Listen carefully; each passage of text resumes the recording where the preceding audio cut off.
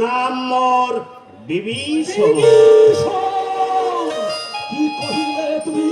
রাবণের ভাই তুমি, যে রাবণ মাতা জানকীকে করিয়া হরণ আমার রাঘবের বুকে জ্বালিয়ে গেছে চির শান্তির আগুন, সেই রাবণের ভাই তুমি। স্থির হও, শান্ত হও। তুমি বুঝি ঠাকুর লক্ষণ? লও নমস্কার। থাক সম্ভাষণ থাক, তার আর নাহি প্রয়োজন। বলো বলো, কি কাজে আসিয়াছ হেতার? একবার ভোলাইছে রক্ষ মায়া ছলে, আর কিন্তু কোন মায়া জালে ভোলাইতে পারিবে না বলে। বলো, সত্য করে বলো, কি কাজে আজি আসিয়াছ হেতা? রাম পদে লইতে আশ্রয় নারী আসিয়াছি আমি। তোমার রাবণের ভাই আসিয়াছে মোর ক্রোধ, শ্রীরামচন্দ্রের পাদ পদে লইতে আশ্রয়, বড় হাসি পায়। উপহাস করো না লক্ষণ, কথা শোনো। কোন কথা শুনিব না মোরা, বুঝিয়া আছি আমি। পাঠাইছে সেই দুষ্ট দশননে তোমাকে আশ্রয়ের ছলে হত্যা করিতেছিলাম। আরে লক্ষণে শরীরে মায়াবী লক্ষণ, যতক্ষণ লক্ষণের দেহে আছে প্রাণ, যতক্ষণ সঙ্গে আছে কপি সৈন্যগণ, ততক্ষণে তোর কোন আশা হইবে না পূরণ। যাও, দূর হয়ে যাও, দূর হয়ে যাও মায়াবী রাক্ষস। পাবে না সাক্ষাৎ মোর রাঘবের। পাবো না সাক্ষাৎ? না, যে রামের আদেশ বিনা যে লক্ষণ কোথাও যেতে পারে না, সেই রামের অনুগত প্রাণ, রামের অনুজ ভাই লক্ষণ তোমাকে বলছে, যাও, দূর হয়ে যাও, দূর হয়ে যাও ভ্রাতৃদ্রোহী। ভ্রাতৃদ্রোহী? সত্যি আমি ভ্রাতৃদ্রোহী, কিন্তু কি কইলে ঠাকুর লক্ষণ? রামের আদেশ বিনা তুমি অন্য কিছু জানো না জগতে, বিশ্বাস হয় না মোর। বিভীষণ, তাই যদি হবে তাহলে পঞ্চবটি বনে জ্যেষ্ঠের আদেশ করিয়া অমান্য একাকিনী রাখিয়া সীতায় কেমন এতে গিয়েছিলে কুঠির তেজিয়া। তুমি যদি জ্যেষ্ঠের আদেশ করিতে পালন, সম্ভব হতো কি সীতা হরণ। এত বড় সাহস তোমার যে লক্ষণের সামনে দাঁড়িয়ে তুমি তারই কাছে সমালোচনা করো।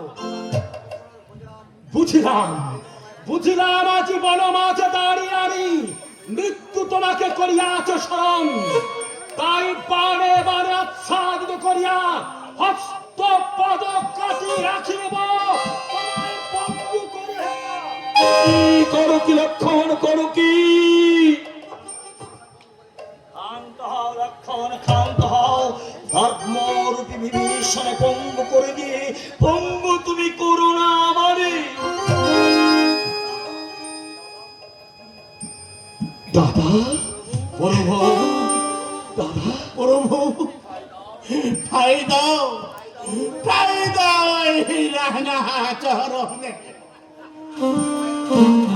ভয় নয়, ভয় নয়, ভয় নয়। তোমার সুযোগ্য স্থান আমার মুখে।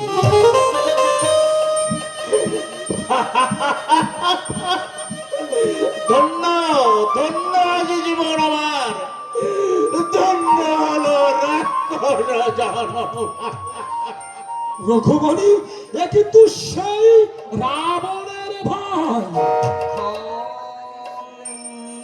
দাদা, শিবিরের মাঝে থাকি সব কিছু শুনিয়াছি আমি। দাদা, ইতিপূর্বে আরো শুনিয়াছিলাম মারুতির মুখে কনকলঙ্কায় একমাত্র ধর্ম প্রাণ ছিল বিভীষণ, তাই তারে বন্ধুরূপে করিয়া বরং বিনা রণে জয়মাল্য পরিণাম গণ। দাদা, প্রভু, অজ্ঞান লক্ষণ চেনে নাই তোমার, তাই করিয়াছে হেন অপরাধ। জ্ঞানী তুমি, নিজ গুণে ক্ষমা করো তার। দাদা, ওরে লক্ষণ, দাদা। যে দেখো এই মুখ পানি নাই কোনো সন্দেহের ছাপ, নাই কোনো অসৎ উদ্দেশ্য, শুধু ধর্ম রক্ষা তরে ধর্ম প্রাণ বিভীষণ আসিয়াছে তা। আশীর্বাদ করো প্রভু। আশীর্বাদ করো প্রভু, যেন ওই পদে মতি থাকে মহারাজ।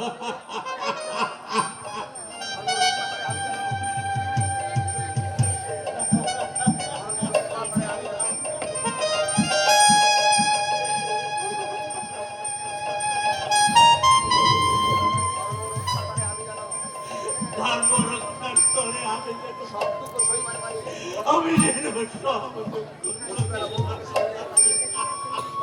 মুছে ফেলো মন থেকে সন্দেহের দাগ।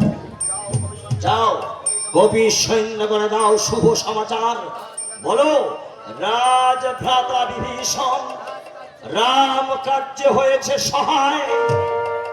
যাও। যথাজ্ঞা প্রভু। মাতা জানকীকে হারিয়ে আমি দিকে বিদিকে শূন্য হয়েছি, তাই না জানিয়া না বুঝিয়া তোমাকে কত অপমান করিয়াছি আমি। আজ এখানে দাঁড়িয়ে অনুতপ্ত ভুলে দিয়ে মোর সেই রূঢ় ব্যবহার। লক্ষণের করো তুমি ক্ষমা, লক্ষণের করো তুমি প্রভু প্রভু কইলেন সুগ্রীবী রাজন, একি রাজভ্রাতা বিভীষণ। ক্ষান্ত হও মারুতি, ক্ষান্ত হও।